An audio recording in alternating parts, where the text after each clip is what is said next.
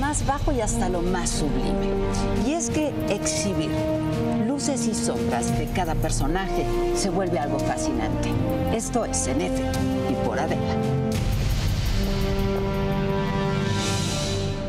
Esta noche nos acompaña Luis Raúl González Pérez, él es el presidente de la Comisión Nacional de Derechos Humanos. Finalmente, presidente, muchas gracias. Ahora sí que hasta que se me hizo, ¿eh? No, créamelo que me apena, pero fueron imprevistos los que impidieron. Yo ya antes. Pensaba que era algo personal. No, en lo absoluto, la admiro. Muchas gracias. La admiro además por la profundidad de sus entrevistas. Presidente, pues hoy muy a tono y muy oportuna esta entrevista, lamentablemente por lo recientemente ocurrido, pues mataron al presidente de la Comisión de Derechos Humanos de Baja California Sur. Lamentablemente es una entrevista en un contexto de luto. Es un luto para los derechos humanos, es un luto para los defensores de derechos humanos públicos y privados, los defensores civiles, porque lo que sucedió ayer es un mensaje muy grave para las instituciones del Estado mexicano. Toda vida es reprochable y condenable cuando se pierde de manera violenta, desde luego, ¿sí? Pero cuando se lesiona a un defensor que representa al Estado mexicano, representa un organismo autónomo al interior del Estado de Baja California Sur, el mensaje es muy grave.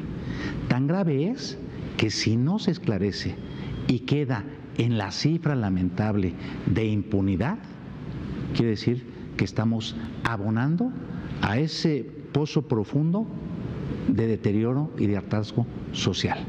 ¿Qué esperar que cuando se agrede a los ciudadanos y existe un defensor público-privado, ¿sí?, hoy se atenta contra quien defiende la dignidad de otros?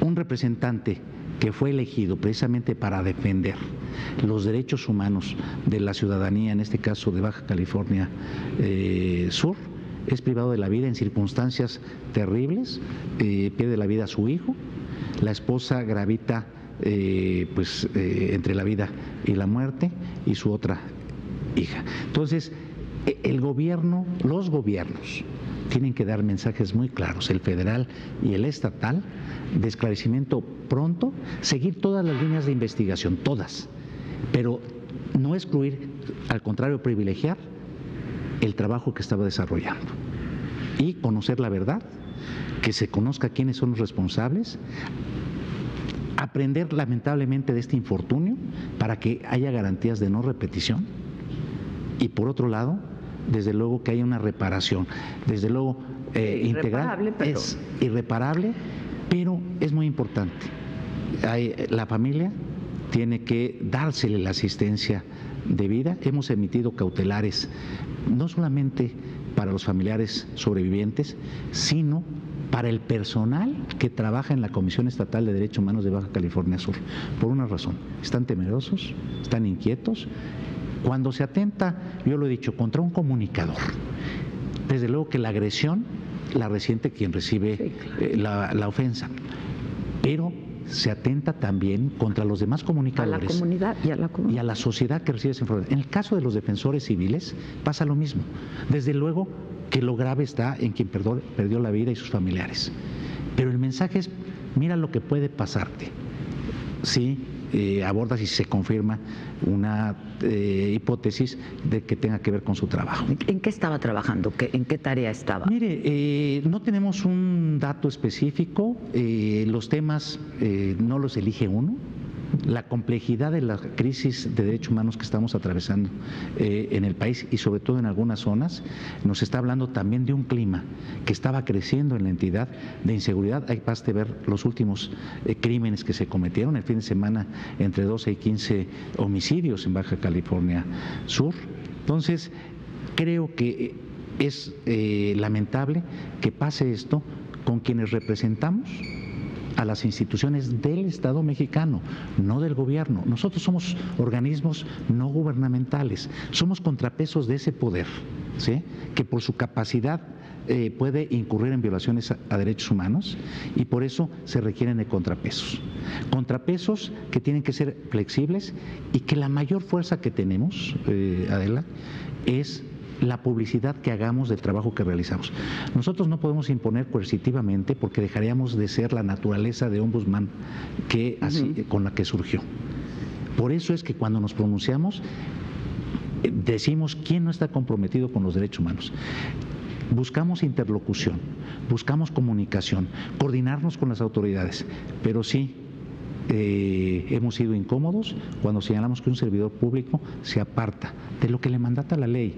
Nuestro gran tema en materia de derechos humanos es el Estado de Derecho. Yo le voy a decir cuál es el reto con lo que pasó ayer. El reto es para las instituciones del Estado mexicano. De todas. Y el desafío es un desafío que pone en entredicho el débil Estado de Derecho que tenemos. Ojalá no caigamos en quitarle ese adjetivo de débil y nos quedemos sin Estado de Derecho.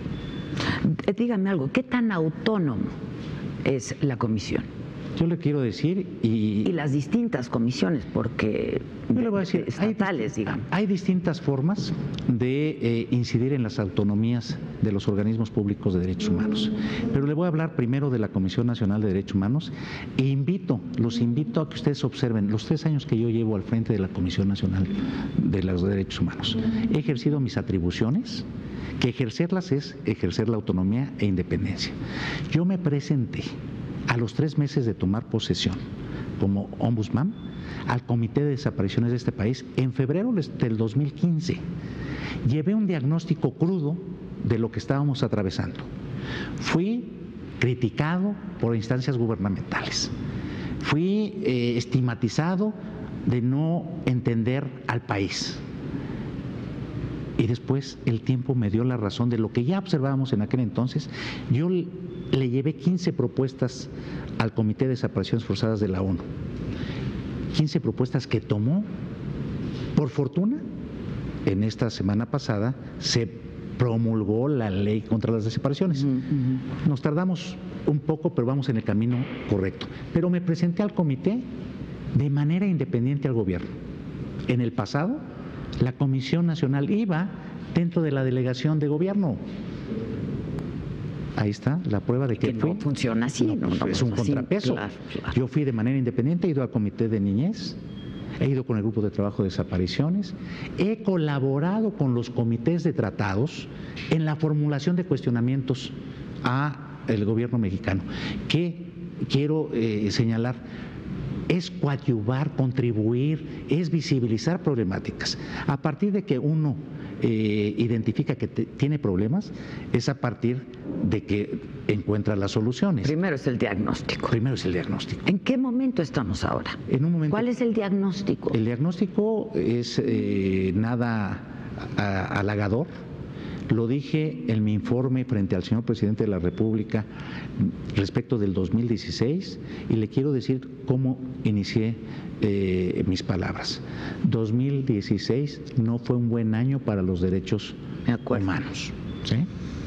Y desde luego estoy cierto que hubo reacciones de algunos sectores porque por las expresiones que hago, pero ese es el papel del ombudsman. ¿Han habido intentos de que no sea ese el papel que a usted le haya ocurrido en estos 3 años? Siempre existe la tentación, siempre, y no se la puedo negar. A veces se busca que, oye, pero ¿por qué tanto si no un número menor? Es que las violaciones a derechos humanos no se negocian.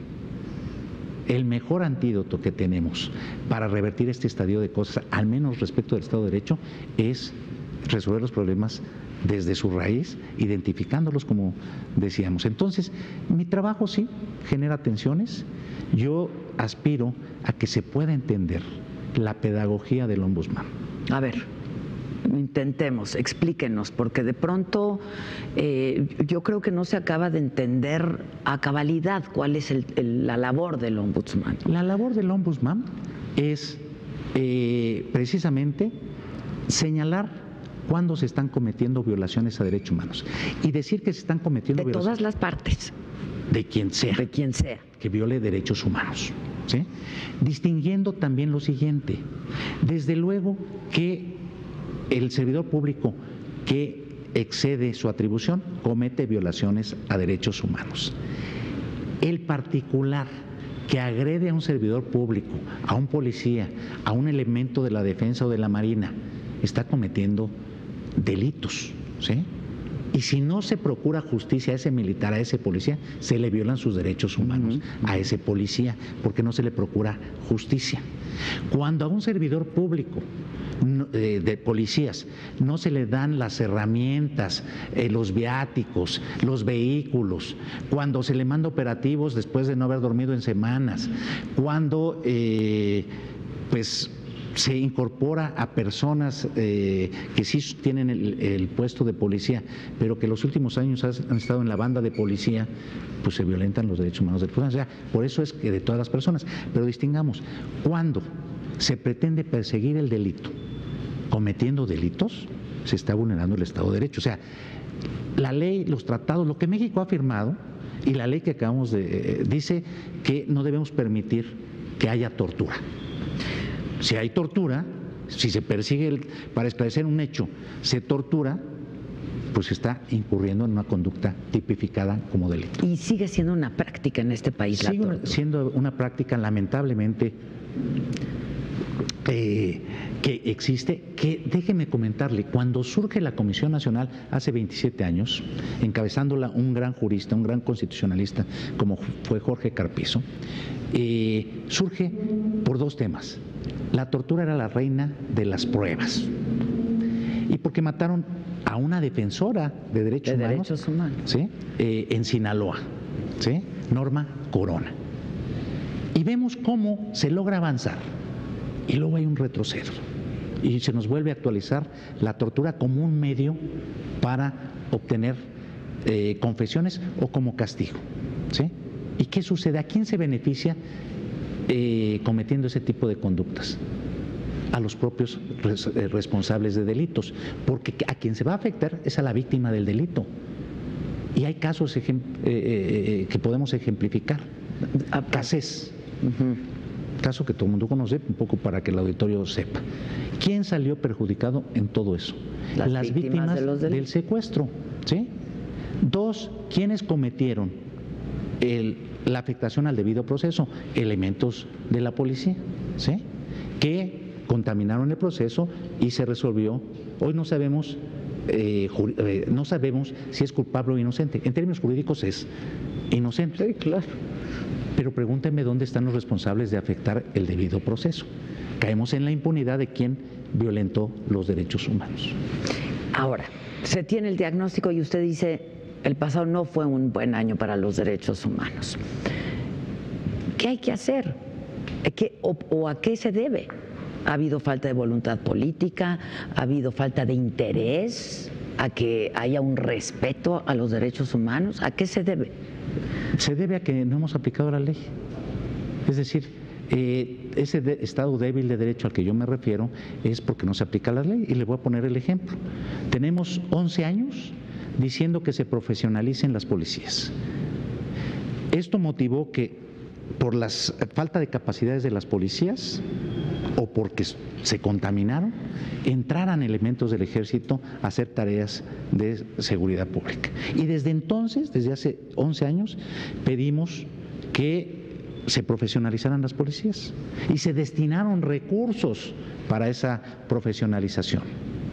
Hoy seguimos hablando de lo mismo, no se ve un horizonte, no solamente dónde están los recursos, dónde están las consecuencias de que no estén profesionalizados los policías. Entonces aquí juega un papel primordial el rol que han jugado los gobiernos estatales, que se han recargado mucho en la federación. No es mi asunto, ¿no?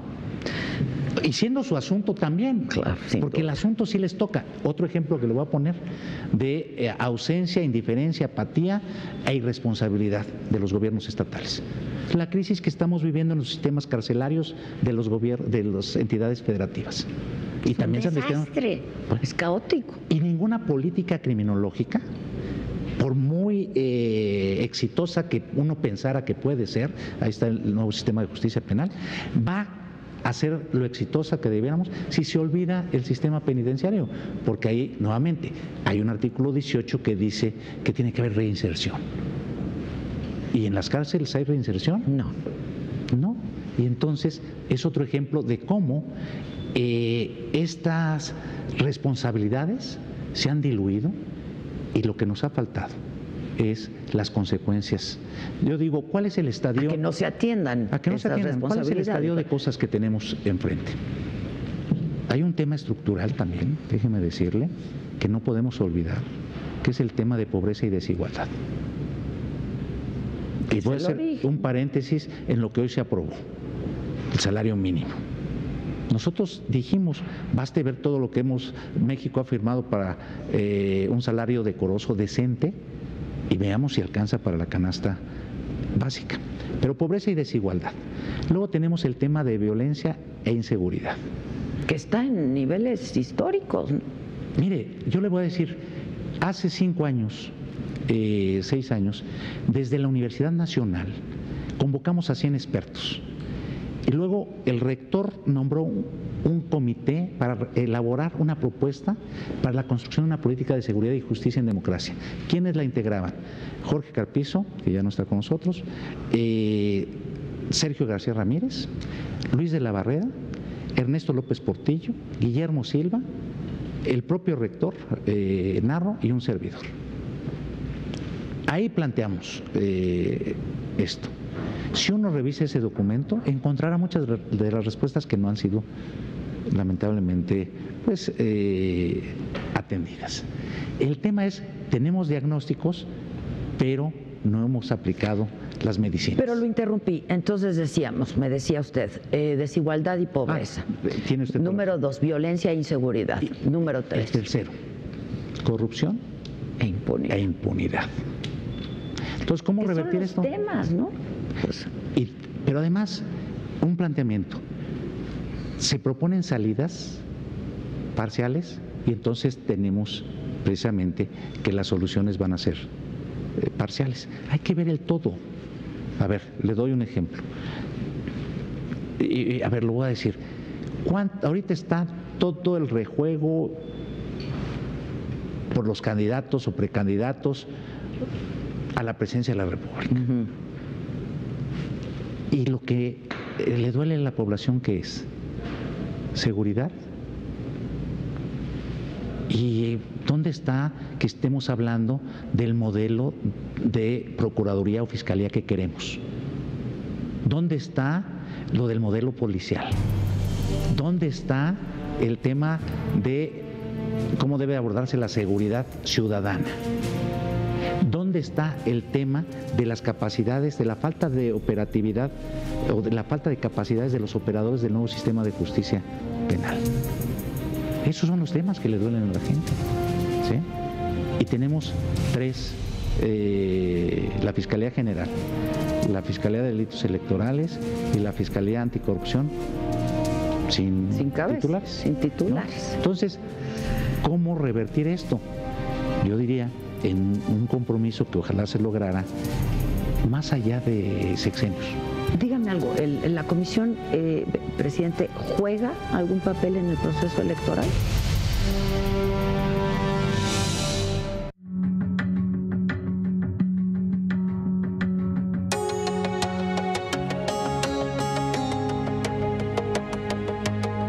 Los toros como negocio, espectáculo y cultura. Tiempo de Toros. Con Rafael Cue, viernes, 9 de la noche. Retransmisión, sábado, 9 de la mañana. Porque reconoces lo importante, el financiero Bloomberg. Bloomberg Real Yield se enfoca en temas globales y hechos que afectan directamente los mercados de deuda. Bloomberg Real Yield, viernes, 11:30 de la mañana. Porque reconoces lo importante, el financiero Bloomberg. En el financiero Bloomberg te presentamos lo más sobresaliente de la Feria Internacional del Libro de Guadalajara. El festival cultural y editorial más importante de Iberoamérica, este año tiene como invitado de honor a Madrid. Acompaña a Mauricio Mejía y Javier Risco a este encuentro de literatura en transmisión especial desde Guadalajara, del 29 de noviembre al 1 de diciembre. Porque reconoces lo importante, el financiero Bloomberg. Dígame algo, ¿la comisión, presidente, juega algún papel en el proceso electoral? ¿Es factor? No, bueno, queremos ser factor ¿en qué medida? En que les vamos a presentar a quienes compitan por la presidencia, quien pueda ser presidenta o presidente, ¿sí?, la agenda mínima en materia de derechos humanos, para ver si ahí se dan verdaderamente los pactos. Si hay voluntad, ¿no? Y si hay interés, si es parte de su plataforma, es que digamos. yo no veo que quien no se comprometa con el tema de la seguridad ciudadana, de los derechos humanos, pues entonces sería un aspecto negativo a evaluar, lo digo así de convencido, por la sociedad, porque lo que la sociedad quiere es tranquilidad, paz, certeza, el ver que sus hijos puedan salir sin preocupaciones, y por eso digo, tampoco es mágico, no soy ingenuo, ¿sí? Es un proceso. Es un proceso, pero apliquémonos desde el primer día.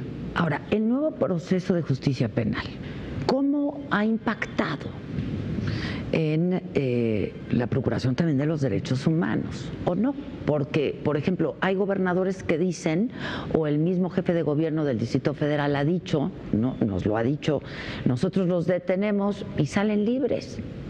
Mire, yo lo he dicho, he tenido discusiones también fuertes, difíciles, complejas, con la CONAGO en pleno, ¿sí? Y la voz discordante ha sido su servidor. Ahí están las pruebas, los propios gobernadores, salvo dos que entendieron la pedagogía del ombudsman. Que son los que tienen implementado el sistema y que ha funcionado. Arturo Núñez, en esa reunión de gobernadores, fue enfático en decir, no estamos entendiendo lo que nos está diciendo el ombudsman. No estamos entendiendo la perspectiva de derechos humanos. ¿Qué queremos? ¿Que nos lo vengan a decir los organismos internacionales? Yo he dicho, los organismos internacionales son complementarios o subsidiarios, nunca sustitutivos de las organizaciones nacionales. Pero, ¿cuál es la visión de los gobiernos? ¿Preferible atender lo que les piden del extranjero o apoyar a su ombudsman? Es un dilema que dejo de tarea. Pero en el nuevo sistema de justicia penal, ¿qué ha faltado? El problema no es el nuevo sistema de justicia penal. No es el sistema en sí mismo, es la aplicación. Este sistema lo aplaudieron hace 9 años y dijeron que era un sistema que respetaba la presunción de inocencia. El abuso que históricamente se vino dando de la prisión preventiva oficiosa, en donde todo prisión preventiva, o el aumento de penas ante las incapacidades de resolver los delitos. Pasamos ese estadio. Le doy un ejemplo de cómo el problema no está en el sistema, sino de los operadores del sistema. La reforma del 2008 implicó que se creara una unidad de medidas cautelares preventivas, es decir, aquel que pudiera no estar en prisión preventiva, una medida que puede ser el brazalete o cualquier otra. ¿Cuándo se creó esa unidad? 1 año después de echado a andar el sistema. 2, esto de que ahora quedan en libertad porque aquellos que cometieron delitos que no están en el listado previsto en la Constitución, no es cierto. Está la salvaguarda, la salvedad de que cualquier delito, si el Ministerio Público argumenta que es un riesgo para la sociedad y lo motiva adecuadamente, el juez puede declarar la prisión preventiva. Entonces, ¿qué hicimos en 8 años para preparar a ministerios públicos, a jueces, a los propios abogados, los propios sistemas de educación que tienen que preparar a los jóvenes ante este nuevo sistema? ¿O qué preferimos? Ante las incapacidades de los operadores, limitar las libertades de los ciudadanos. Es otra definición. Que hay quien puede decir que sí, ¿no? Pero nos puede tocar a cualquiera. Mientras le toque en las barbas de mi vecino. Exacto. ¿Sí? Ahora, yo sé que es una discusión que tiene muchos años, ¿no? Pero hay esta percepción de que la comisión se dedica a defender delincuentes, ¿no? Los derechos humanos de delincuentes, y no de las víctimas. Ahora, lo que es un hecho es que los delincuentes tienen derechos humanos y eso es indiscutible, ¿o cómo? En esta pedagogía a la que yo me refiero, efectivamente tenemos 27 años de existir y nos han tildado de que defendemos delincuentes. A veces y sigue siendo la misma. No, y a veces con mayor énfasis y a veces alentados desde las estructuras policiales, que ante la circunstancia de no procesar científicamente la persecución de los delitos, dicen, bueno, pues es que me limitan para hacer uso de la fuerza pública. No es cierto. Nosotros lo que buscamos es que se cumpla la ley. ¿Quién hizo la ley, Adela? La Constitución, el Poder Constituyente. La modificó el Poder Revisor de la Constitución. Los congresos federales y locales son los que dan las leyes y los tratados internacionales que firma México, no las comisiones de derechos humanos. Y entonces nosotros observamos que si alguien se ubica en una hipótesis normativa que le da un derecho, tenemos que actuar. Y lo que usted dice, al delincuente, aplíquesele todo el rigor de la ley, que pague las consecuencias de la conducta que afectó a terceros. Que no se abuse de sus derechos humanos. Pero el delincuente no pierde lo que es la esencia del ser humano, la dignidad. Es decir, se le puede dejar de dar los alimentos, se le puede obstruir que duerma las 8 horas. Pues no, esa no tiene que ver con la pena. La pena, en principio, tiene que ser ejemplificar para que inhiba conductas y 2, para reinsertarse en la sociedad. Entonces, nosotros buscamos que se cumpla la ley. Cuando no se le procura justicia a quien resintió un delito, están violando sus derechos humanos. Claro, sin duda. Y ahí está la Comisión Nacional. Pero vayamos más allá de los delitos. Ahí está la Comisión Nacional que interviene en múltiples casos para que a un ciudadano o ciudadana le den su medicina que no le quieren dar, para que la cita que no le quieren otorgar se la den, para cuando hay lamentablemente conductas negligentes en la atención médica, o lo que hoy en día parece se nos está presentando, la violencia obstétrica, la deshumanización en el parto, ¿sí? Todo eso atendemos. O cuando pedimos que se le dé una inscripción a un joven, o cuando también pedimos que una vivienda a una persona discapacitada, que porque no podía, la ley dice que una persona que tiene una pensión de 70% ya no puede ser el sujeto del beneficio de una vivienda. Pues ahí está una recomendación. Ahora, ¿sí? La comisión recomienda. Sí. ¿Y ahí queda? Déjeme, es muy importante. Es que eso es bien importante. Recomendar, y mucha gente nos dice, pero ¿cómo recomendar? Pues no les van a hacer caso, es tanto como pedir que vaya uno a misa, ¿no? ¿Cuál es la fuerza de los ombudsman? Dado que su naturaleza es sin formalidades judiciales, entonces su fuerza está en la publicidad de su trabajo, y ahí ustedes juegan un papel relevante, los medios de comunicación. Y yo invito a la autorreflexión a los propios medios de comunicación a ver cómo están cubriendo el trabajo de la materia de derechos humanos, porque somos aliados. Nosotros defendemos cuando les violan derechos humanos, cuando atentan contra la libertad de expresión, cuando buscan silenciarla con la agresión que resienten. Que usted ha sido un férreo defensor de eso, sin duda, totalmente. Desde el pasado. Pero necesitamos de ustedes para difundir lo que hacemos, para decir, este servidor público no está comprometido con los derechos humanos, pero soportado. Cuando nosotros nos pronunciamos sólidamente. Vea las recomendaciones que tenemos de Tanuato, de Apatzingán, la que acabamos de emitir, cerca de 522 niños indígenas de albergues indígenas, las condiciones que atravesaron, lo acabamos de decir, ¿sí? O sea, pueblos y comunidades indígenas, o sea, la agenda es muy amplia. O la diversidad sexual, nos pronunciamos por los matrimonios igualitarios, acabamos de emitir una recomendación al Seguro Social porque no reconocía los concubinatos a los beneficiarios de viudos, ¿no? Entonces, la agenda es mucho más amplia. Claro, los hechos de impacto, los penales, conllevan esta circunstancia de que, pues, cuando se violenta un derecho de alguien que delinquió, pues nosotros no escogemos. Pero sí, la agenda es enorme. ¿Cuántas denuncias reciben? Al año recibimos cerca de 30,000 escritos, de los cuales cerca de 10,000 se constituyen en quejas, presuntas violaciones a derechos humanos, pero los 20,000 restantes orientamos, asesoramos, remitimos a la instancia correspondiente. Es un trabajo importantísimo. Tenemos presencia en 16 entidades federativas. ¿Y cuánto se alcanzan a resolver, por decirlo de alguna manera? parte importante. Déjeme decirle, muchas veces nos han criticado que emitimos pocas recomendaciones. Nuestro indicador no es la recomendación solamente. La recomendación es cuando ya agotamos todas las posibilidades y cuando se trata de hechos graves. Pero tenemos lo que se llama resueltos durante el proceso por nuestra intervención. Conciliar, digamos. Y conciliamos. Que conciliar no es transar, no es toma y daca, sino lo que diríamos en una recomendación, así quedó el nombre, se expone en un procedimiento privado. Ayuda a la autoridad, que no será público, ayuda a la víctima, porque recibirá una atención más inmediata. Resolvemos cerca, por ese procedimiento, del 44% de los casos.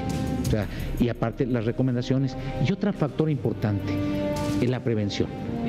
La prevención, vamos a sacar el año que entra en febrero lo que es nuestra plataforma Educa CNDH y pretendemos en un año, digamos, formar en temas de inducción a derechos humanos a 1 millón de servidores públicos. ¿Qué le vamos a proponer al gobierno federal y a los gobiernos estatales? Que en el ingreso de los servidores públicos tomen ese curso, sea un requisito. Pues sí debiera ser. Ahora, ¿qué porcentaje de recomendaciones se atiende?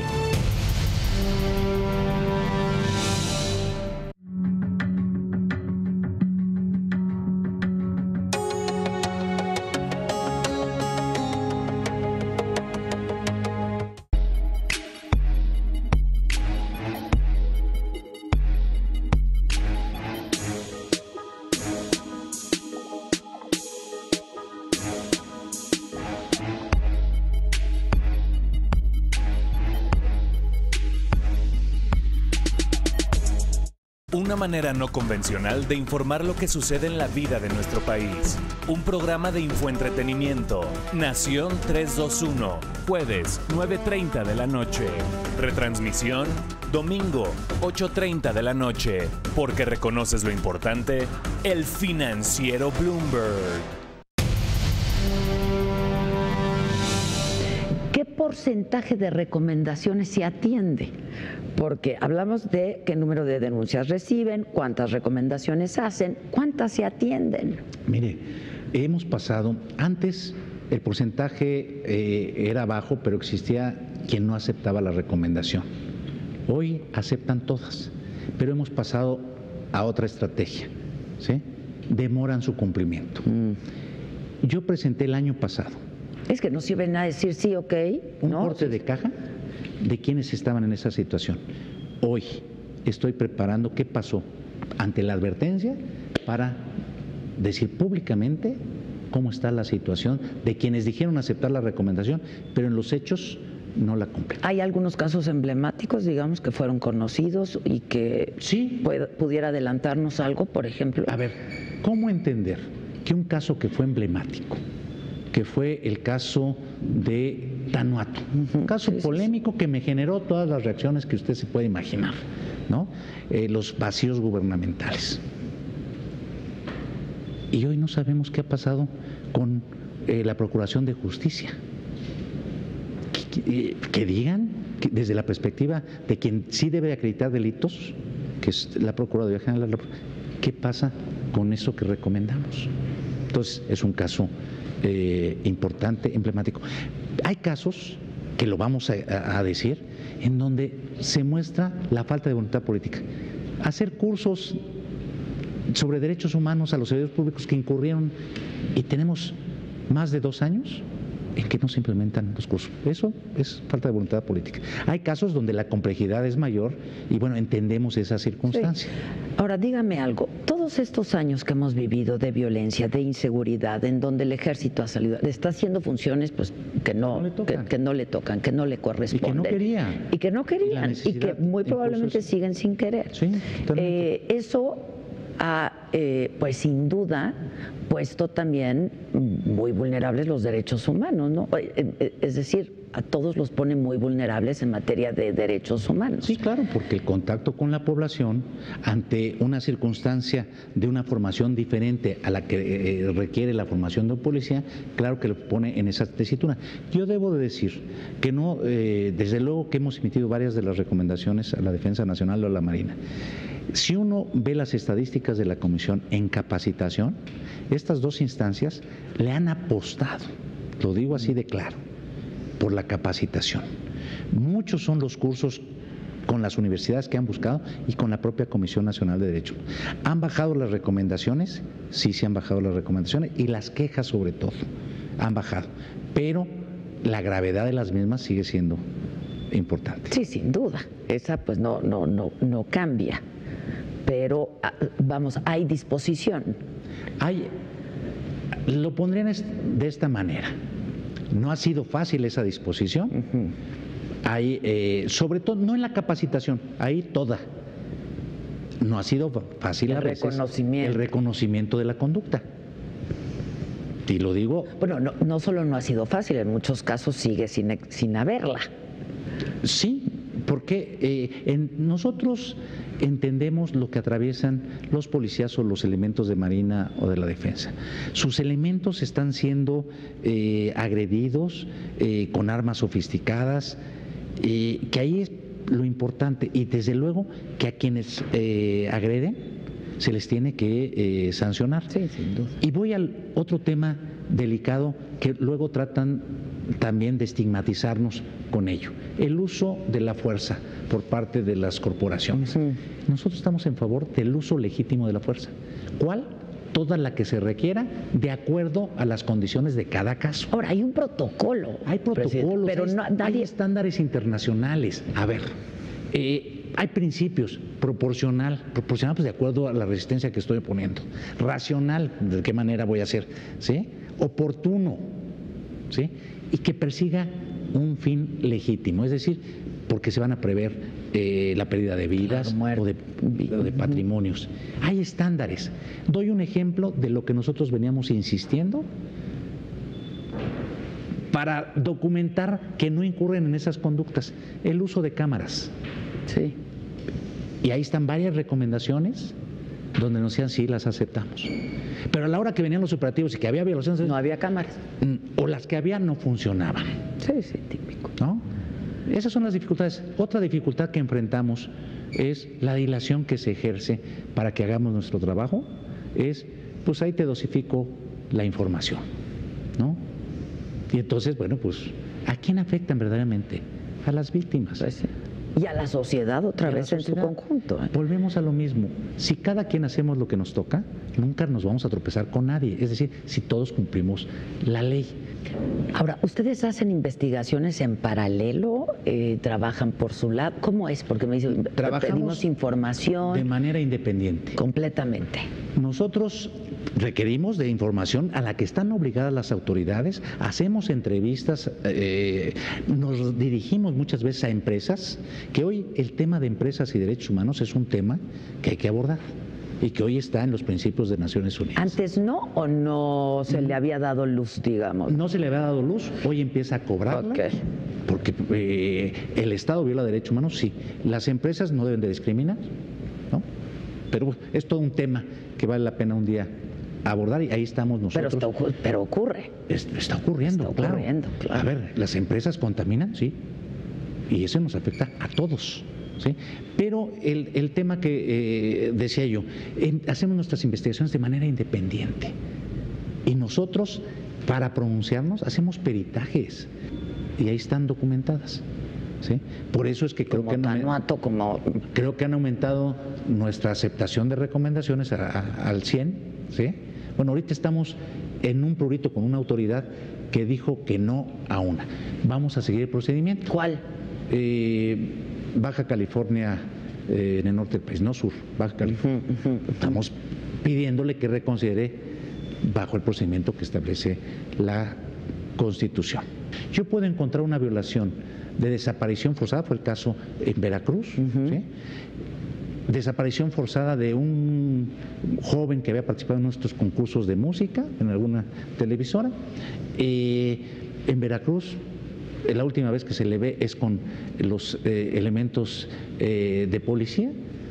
Desaparecen los 3 jóvenes y después aparece el muerto. Yo me fui primero por desaparición forzada por la participación de los servidores públicos. Claro que no esperaba que el Ministerio Público consignara por desaparición forzada. ¿Por qué? Porque no había el delito de desaparición forzada en el Estado. Ya. Para consignar por privación de la libertad. Son reglas diferentes, ¿sí? Un día me dijeron, oye, creo que con Tanato, pero si no hay el tipo penal de ejecución arbitraria, ejecución extrajudicial. Dije, no, pero desde la perspectiva de derechos humanos existe. Tan es así que hay un protocolo, tan es así que México le ha rendido informes al relator de ejecuciones arbitrarias. Le dije, ¿qué tiene que hacer la Procuraduría? Pues consignar por homicidio calificado, pero desde la perspectiva de derechos humanos implica esto. Ahora, hay grandes expedientes ahí abiertos, ¿no?, en materia de derechos humanos, sí, y pendientes. Sí. Iguala. Sí, es lo que le voy a decir. Iguala es un Ayotzinapa. Ayotzinapa, donde hemos contribuido de manera sustantiva con las autoridades. Es decir, ahí se ve la coadyuvancia que puede dar una institución de defensora de derechos humanos. Hemos dado 3 reportes que entregamos a la Procuraduría, información que no hicimos pública. Hicimos pública, por ejemplo, cuando en 2015 señalamos que había una tercera corporación involucrada. Yo fui un mes antes con la Procuraduría y le dije, aquí está, es esta, ¿eh? No lo voy a hacer público para que tengas chance de investigar. Después ya. Eso fue resultados de las investigaciones de la Comisión de Derechos Humanos. Y doy un ejemplo, lo dijimos 23 de julio de 2015. El GIEI de la Comisión Interamericana salió en septiembre. O sea, nosotros fuimos pioneros en decir esto. ¿Sabe a quién le hicieron caso? Al GIEI 3 meses después, ¿no? O sea, no queremos fortalecer nuestras instituciones. Pero entonces está bien difícil para usted trabajar con las instituciones. Pues yo no lo veo tan difícil. Ellos ven difícil trabajar con usted, ¿o cómo? No. Porque, pues si se los dijo antes, pues no se hubieran tenido que esperar a que se los dijera el GIEI, por ejemplo, y no quedarían tan mal. El ejemplo de los defensores civiles. ¿Sabe qué dijo el relator en su visita a México? De defensores civiles, Michael Frost, de origen francés. Una de las cosas que dijo, hágase una campaña en favor del trabajo de los defensores, porque si las autoridades principales del orden federal o estatal dan a conocer que respetan y defienden el trabajo de los defensores, pues eso permea y ven que no están solos. Bueno, eso lo habíamos dicho meses antes nosotros. Pero ni él ni nosotros nos atendieron en la responsabilidad. Hoy yo presenté ante los medios de comunicación algo que estaba anunciado y que hoy coincide con la muerte de un defensor público, el lanzamiento de una campaña en favor del trabajo de los defensores. Y ahí señalé que yo ya lo había mencionado, que lo había pedido públicamente, ¿sí? El que se atendieran las recomendaciones de la Comisión y sobre todo una campaña. Ahora, hablamos de estos grandes expedientes, ¿no?, que siguen abiertos, y hablamos de, me decía usted que, por ejemplo, han habido menos recomendaciones ahora, no sé si menos denuncias a instituciones como al Ejército y la Marina, por ejemplo. Han bajado las denuncias. Las denuncias, sí, también. ¿Qué otras instituciones? Porque hablamos pues hasta de la salud, ¿no? Es una violación a los derechos humanos. Salud, ¿qué otras instituciones? Salud, el IMSS es quien lleva un número muy importante de quejas, entendiendo el volumen de servicios que presta, pero una vida pues es suficiente para que nos pronunciemos. Pero bueno, el volumen es muy amplio, pero en materias de salud, ¿no? Tenemos los centros penitenciarios que yo comentaba, entre las violaciones a derechos humanos. Por ejemplo, y hay que tener cuidado, si alguien observa ahorita las estadísticas de la Comisión, va a ver que las quejas en los centros penitenciarios se cayeron, bajaron. Pero esto no quiere decir que se corrigieran los problemas. Exacto. ¿Qué quiere decir? Pusimos personal in situ de derechos humanos en algunos penales, donde observábamos mayores violaciones a derechos humanos. Y claro, se está dando el hecho, pero se corrige de inmediato. Ahí de inmediato. Entonces ya no llega a queja. Pero esto se lo he dicho a las autoridades, no se confíen de que no siguen habiendo los mismos problemas. Ahora los estamos atendiendo con mayor oportunidad, que es digno de reconocer. ¿Y se les facilita la labor? Es decir, ¿la institución les facilita la labor? Debo decir que esa forma de actuar, de permitirnos la estancia, fue algo que Renato Sales impulsó. Ahora, ¿pueden tener presencia en todos los penales? No tendríamos esa posibilidad. Pues no tendrían esa posibilidad, pero hay penales, lo entiendo, que dan más pena que otros. Así es, francamente, en esa materia, ¿no? Totalmente. Entonces tenemos ese tipo de quejas en materia de salud, en materia de educativa también tenemos quejas. Es que la educación es un derecho. Es un derecho fundamental, ¿no? Entonces, el abanico es enorme. Personas mayores, personas con discapacidad, ¿sí? En donde como sociedad les hemos impuesto barreras para que puedan acceder al ejercicio de sus derechos. Tenemos el tema, decía yo, de diversidad sexual. Tenemos un tema lacerante, que es la violencia contra la mujer. Sí, de género, es lo que le iba a decir, los feminicidios. Acabamos de dar un diagnóstico de cómo fortalecer la alerta de género, los feminicidios. Tenemos el tema de igualdad entre hombres y mujeres, ¿no? Tenemos otro tema lacerante dentro de esta circunstancia que no es privativa de las mujeres, pero mayormente se da en ellas, es lacerante, la trata de personas, ¿no? Tenemos el tema de algo que, y aprovecho para decirlo, nos ha ocupado ahora la atención en los Estados Unidos de nuestros migrantes, de nuestros connacionales. Y ahí ha estado la Comisión Nacional, por ejemplo, pensé que no me le iban a admitir, una amicus curia al juez Tejano contra la ley xenofóbica, racista, ambigua de la SB 4, ¿sí? En Texas. Y para mi sorpresa fue admitida, y en los considerandos, no porque fuera la única la Comisión Nacional, pero tomaron en cuenta y algunos artículos se dejaron de aplicar. Me he dirigido a la Comisión Interamericana para que pueda atender esta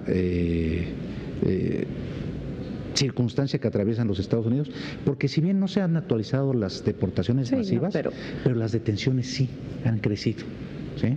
Y entonces hemos alzado la voz con el alto comisionado, pero voy a decir algo, también hemos alzado la voz para que se entienda que esa política hacia nuestros connacionales de Estados Unidos requiere de una palabra: congruencia respecto de los nacionales centroamericanos. Es lo que le iba a decir, en el sur también. Claro, tenemos que hacer lo mismo. Acabamos de emitir una recomendación. Y ahí hay violaciones flagrantes, ¿no? Flagrantes. Mire, imagínese usted, ¿por qué surge la figura del refugio? Pues surge en el mundo por el temor de que la devolución de un nacional a su país implica la pérdida de la vida. Y por eso surge el refugio. Y México ha sido pionero en impulsar esos derechos. Bueno, acabamos de emitir una recomendación diciendo, oye, no informas de los derechos a las personas que están en esa condición. Entonces tenemos que ser congruentes en esa circunstancia. Los indígenas, ¿no? Pueblos y comunidades indígenas que, bueno, ¿cuántos años no llevamos? Con deuda enorme. Con deuda enorme, pero volteemos a lo que yo decía, el tema de pobreza y desigualdad.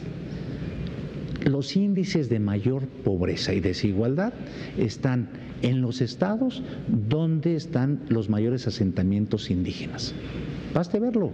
El promedio de años educativos, ¿sí?, es menor que en otras entidades. El tema alimentario. Ahí están las deudas de carácter social.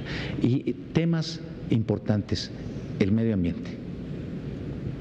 También lo observamos. Sí, claro. Acabamos de emitir una recomendación para 2 gobiernos, Puebla y Tlaxcala, el río Atoyac. Pero le mandé a todos los gobernadores la recomendación para que observaran que llevaba este tema 20 años, en donde ¿qué encontramos? Contaminación del agua, pero sobre todo el tema estructural. En muchas partes no hay saneamiento de ese fluido, ¿sí? Y los residuos de las empresas van ahí. Ahí. ¿Qué esperamos en términos de salud? Pero el tema de niños, niñas y adolescentes, ya sea de migración, ahí emitimos una recomendación, o el tema de niños y niñas en general. Llevamos, tuvimos avances, porque hay que decir que México ha tenido avances. Sí, creamos el sistema nacional. Déjenos con un mensaje un poco positivo. México tiene avances. A ver, parte de esos avances es que tenemos buenas leyes, tenemos reconocimiento de derechos, tenemos la ley la Ley General de Niñas, Niños y Adolescentes. La ley creó todo un sistema nacional conformado por las entidades federativas y la federación. Bueno, llevamos un año sin que haya la sesión que cada 6 meses se tiene que dar. Es decir, necesitamos, y no se requiere para tener la reunión de recursos, se requiere de voluntad. De voluntad. A ver, hay que pues darle un reconocimiento mayor entonces, ¿no? A la importancia que tiene la Comisión Nacional de Derechos Humanos. Mire, a ver. ¿Cómo nos ven en el mundo, Mire, en esa materia? Con preocupaciones. Pues sí. Nosotros formamos parte de la Alianza Global de Instituciones Nacionales de Derechos Humanos, GANRI en inglés, y nos ven con preocupación. Las instituciones nacionales tenemos una calificación, que es una calificación rígida, ¿sí? Por fortuna, acabamos de pasar la evaluación, tenemos la calificación A. Hay instituciones nacionales que no la pudieron aprobar. Digamos. Grecia, por ejemplo, Venezuela, ¿sí? Entonces, ¿qué hay que hacer, en mi opinión? Los gobiernos, aprovecharnos, en el buen sentido de la palabra, atender lo que estamos señalando. No es preferible que si México dentro del opositor se abrió al escrutinio internacional, si nos monitorean 9 órganos de tratados, varios relatores, la Comisión y la Corte Interamericana, y tenemos la presencia del Alto Comisionado de Naciones Unidas a través de un representante, ¿no sería mejor que la institución nacional y México presumiera, aquí está y aquí estamos atendiendo, y esto que usted está diciendo ya está aquí por esto y esto y esto? Y lo que hacen es pues guardarlo abajo del tapete. Pues nos dicen que sí. El chiste, pero... lo que usted dice es que lo que tiene que hacer ustedes y los medios de comunicación a nuestra vez es no dejar que se guarde abajo del tapete. No. Eso es lo que usted dice. Sí. Pues es parte de la tarea de la comisión, hacer la recomendación y que sea pública. Publicitarla. Publicitarla, es la única herramienta que tenemos. Para el descrédito o crédito de quien atienda, pues sí, ¿no? Pero es la fuerza. O sea, requerimos de tener vinculación con la sociedad civil. No podemos estar ajeno a las organizaciones de la sociedad civil. Requerimos tener como prioridad a la víctima de las violaciones y requerimos de los medios de comunicación para que se conozca nuestro trabajo. Y requerimos de investigaciones sólidas, ¿sí? Tenemos que ir recobrando credibilidad y confianza. Esos 2 elementos es lo que nos daría mayor fuerza y estamos construyéndola, ejerciendo como nuestras atribuciones. ¿Usted ha recibido amenazas por el...? No he recibido amenazas, lo dije hoy, también me lo preguntaron, no he recibido amenazas, pero pues es natural, sí, tensiones muchas. Ya, y pues tiene sus precauciones seguramente, ¿no? Pues, ¿le ha dado miedo alguna investigación en particular o ha estado...? No, le voy a decir, a ver, desde luego que atraviesa por mí, por mis colaboradores, siempre el sentimiento de que está uno expuesto. Sería ingenuo no hacerlo de esa manera. Y me reprobarían. Sería irresponsable, de hecho, no. Y me reprobarían en el test, ¿usted miente? Pues no, nunca, ¿verdad? Sí, no, exacto. Pues, siento el miedo que cualquier persona siente. ¿Qué hago? Pues la mejor manera, pienso, de protección, nuevamente es decir lo que pasa, decir las cosas como las estoy diciendo. ¿Tensiones? Sí. O sea, no puedo decir, no es cierto, sí les gusta mi trabajo, ¿verdad? No. Entonces no lo estaría haciendo bien, yo creo, si les gustara mucho su trabajo. Un ejemplo. Pero supongo que habrá gente bien dispuesta a colaborar. Toda generalización es mala. Y desde luego hay estructuras de gobierno que están comprometidas con los derechos humanos, sí. Y le voy a decir una cosa, Nochistlán, un ejemplo. Y es el mejor ejemplo de lo que yo digo. Nos toca la chamba del cuetero. Siempre alguien nos va a chiflar. Aquí nos chiflaron las 2 partes, ¿sí? Nos dijeron desde las instancias de gobierno que no defendíamos los derechos de los policías. Ahí está, lo probé, ahí está cómo señalamos que hubo un pésimo diseño en el operativo y que expusieron los policías. Por el otro lado, las víctimas dijeron no, le facilitaron y no reprocharon a los policías lo suficiente. ¿Qué es lo que a nosotros nos da tranquilidad?